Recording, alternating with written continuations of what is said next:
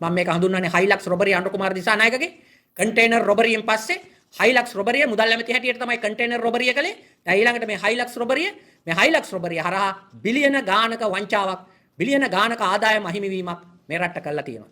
මේ හයිලක්ස් වාහන වලටත් ලක්ෂ 700ක් විය යුතුයි. ඒක සීනි බදු වංචාව වගේ 7-8 ගුණයක වංචාවක්. අපි බස් එකේ යනවා, අපි පයින් යනවා, අපි කෝච්චියේ යනවා, අපි වැඩ කරන ජනතාවත් එක්ක ඉන්නේ කියලා කිව්වේ.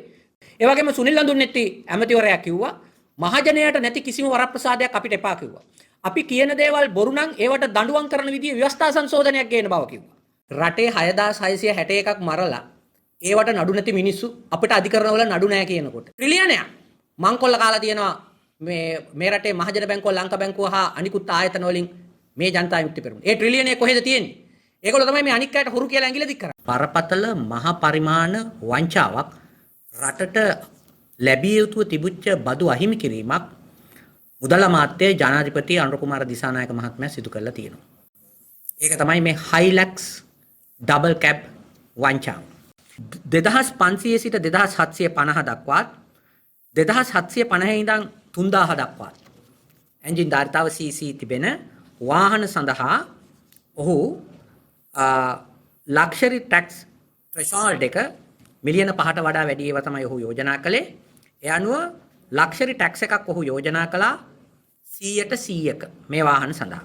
ඔහු නව ගැසට්ටුවක් මගින් තීරුබදු නිර්මාණය කළා. ඒ අනුව තමයි මේ රටට වාහන ලක්ෂ 2කට අධික ප්‍රමාණයක් ඒ වාහන වලින් සැලකිය යුතු ප්‍රමාණයක් මේ ලක්ෂරි කැටගරි එක එහෙම නැත්නම් සුපෝකභෝගී කාණ්ඩය යටතේ ගෙන්නනු ලැබුවා.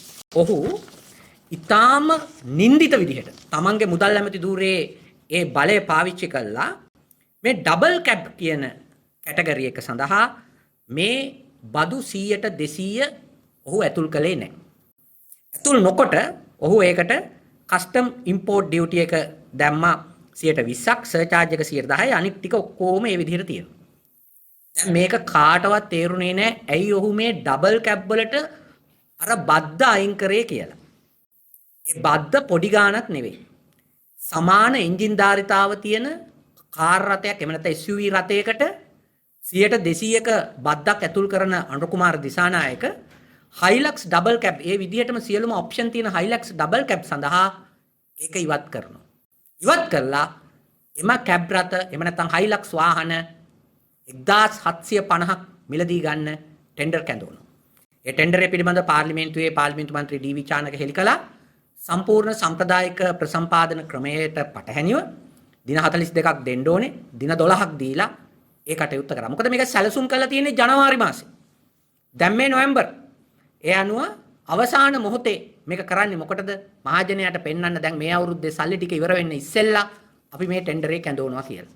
ඉතින් දැන් මේ සඳහා නොඑක් දෙනා ටෙන්ඩර් ඉදිරිපත් කළා ඇති. හැබැයි එකක් කියන්න ඕනේ මේ හරහා අතිවිශාල ධනස්කන්ධයක් රටට අහිමි වෙනවා. මේ බදු පැනවීම මේ හයිලක්ස් වාහන වලටත් ඔහු කළා නම් මේ රටට ලැබෙන්න තිබිච්ච දවන්ත බදු ආදායමක් රටට ඔහු අහිමි කළා තියෙනවා මේ ක්‍රියාවලිය හරහා. මම කලිනුත් සඳහන් කළා මේ අනිවාර්යයෙන්ම මේ වාහන ගෙන්නන්නේ මේ රටේ පොදු යහපතට නෙවෙයි ජනතා විමුක්ති පෙරමුණේ කාඩර නඩත්තු කරන්න. රජයේ සේවකින්ට මේකෙන් කීපයක් දෙයි. ඉතුරු ටික ජනතා විමුක්ති පෙරමුණේ නඩත්තුවට ගනි. ඒ නඩත්තුවේ බර වැය වෙන්නේ මේ රටේ ජනතාවට. ඒවයි අමතර කොටස් බර, ඉන්ධන බර නේද? ඒවා නඩත්තු කටයුතු බර ඒ සියල්ලම මේ රටේ ජනතාවට. හාල් වලට රුපියල් 65ක බද්දක්, කන ලුණු වලට ඒ වගේම රුපියල් 40ක බද්දක්, පෙට්‍රල් ඩීසල් වලට මේ රටේ මහජනයා මත බදු ගහලා රුපියල් 120 100 බැගින් ගහලා එන එකෙන් තමන්ගේ පක්ෂ කාඩරේ නඩත්තු කිරීම තමයි මේ කළා තියෙන්නේ. ඉතින් මේක සීනි බදු වංචාව වගේ 7-8 ගුණයක මේ හයිලක්ස් වාහන වලටත් ලක්ෂ 700ක් විය යුතුයි. මම මේක හඳුන්වන්නේ හයිලක්ස් රොබරිය අනුර කුමාර දිසානායකගේ කන්ටේනර් රොබරියෙන් පස්සේ හයිලක්ස් රොබරිය මුදල් ඇමති හැටියට තමයි කන්ටේනර් රොබරිය කළේ. දැන් ඊළඟට මේ හයිලක්ස් රොබරිය හරහා බිලියන ගානක වංචාවක් බිලියන ගානක ආදායම අහිමිවීමක් මේ රටට කළා තියෙනවා. ඒක දෙක මේ ටෙන්ඩරය ටේලමේඩ් මේ ටෙන්ඩරයට ඉදිරිපත් වෙන්න පුළුවන් සීමා සහිත පිරිසකට විතරයි. විවෘත ටෙන්ඩර් පටිපාටියක් නැහැ.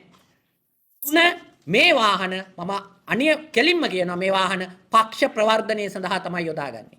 ඒ සීනි වංචාව වගේ 8-8 ගුණයක 7-8 ගුණයක මුදලක් රටට අහිමි කිරීමට කටයුතු කිරීම හරහා මේ හරහා ඔහු සිදු කළා තියෙනවා මේ ගැසට් නිවේදනය හා මේ මිලදී ගැනීම හරහා. අපි බස් එකේ යනවා, අපි පයින් යනවා, අපි කෝච්චියේ යනවා, අපි වැඩ කරන ජනතාවත් එක්ක ඉන්නේ කියලා කිව්වේ. ඒ වගේම සුනිල් අඳුන්නෙtti ඇමතිවරයා කිව්වා මහජනයාට නැති කිසිම වරප්‍රසාදයක් අපිට එපා කිව්වා. අපි කියන දේවල් බොරු නම් ඒවට දඬුවම් කරන විදිහේ ව්‍යවස්ථා සංශෝධනයක් ගේන බව කිව්වා. ඒක නවත්තලා ආචාර්ය මහාචාර්යලා වෛද්‍ය ඉංජිනේරු කළමනාකරන විදුහල්පති සේවාවන් වලට තිබිච්ච වරප්‍රසාදය අහිමි කළා. පන්ති පහේ කාඩර් වලට හයිලක්ස් දීලා තියෙනවා. දීපු අයවැය යෝජනා 2025 බිඳුව වෙච්ච ඇමතිලා ඉවත් කරන්න. හයිලක්ස් නෙවෙයි දෙන්න ඕනේ ඉවත් කරන්න ඕනේ. රටේ 6661ක් මරලා ඒවට නඩු නැති මිනිස්සු අපිට අධිකරණවල නඩු නැහැ කියනකොට ට්‍රිලියනයක් මංකොල්ල කාලා තියෙනවා මේ රටේ මහජන බැංකුව ලංකා බැංකුව හා අනිකුත් ආයතන වලින් මේ ජනතා විමුක්ති පෙරමුණ. ඒ ට්‍රිලියනය කොහෙද තියෙන්නේ? ඒගොල්ලෝ තමයි මේ අනික් අයට හුරු කියලා ඇඟිලි දික් කරන්නේ. මංකොල්ල කාපු ධනය මම සරල උදාහරණයක් කියන්නම් වැල්ලවත්තේ මහජන බැංකුවෙන් විතර රත්තරන් කිලෝ 60ක් ගත්තා. දුප්පත් දෙමළ මිනිස්සුන්ගේ රත්තරන්. හරි? එහෙම ගත්ත මිනිස්සු අනික් අයට හොරු කියනවා. ඇමරිකා එක්සත් ජනපදයේ මේ පැසිෆික් කලාපයේ හමුදා ඒකක එක්ක අද ගිවිසුමකට ඇවිල්ලා තියෙන අනුර කුමාර දිසානායක. අපි කියනවා ඒකේ කරුණු පහයි පෙන්නලා දීලා තියෙන්නේ. නිකන් කරුණු පහක්. ඒ ගිවිසුම ඇලපිල්ලක් පාපිල්ලක් ඉස්පිල්ලක් නැර රටේ පාර්ලිමේන්තුවට අනුර කුමාර දිසානායක ඉදිරිපත් කළ යුතුයි.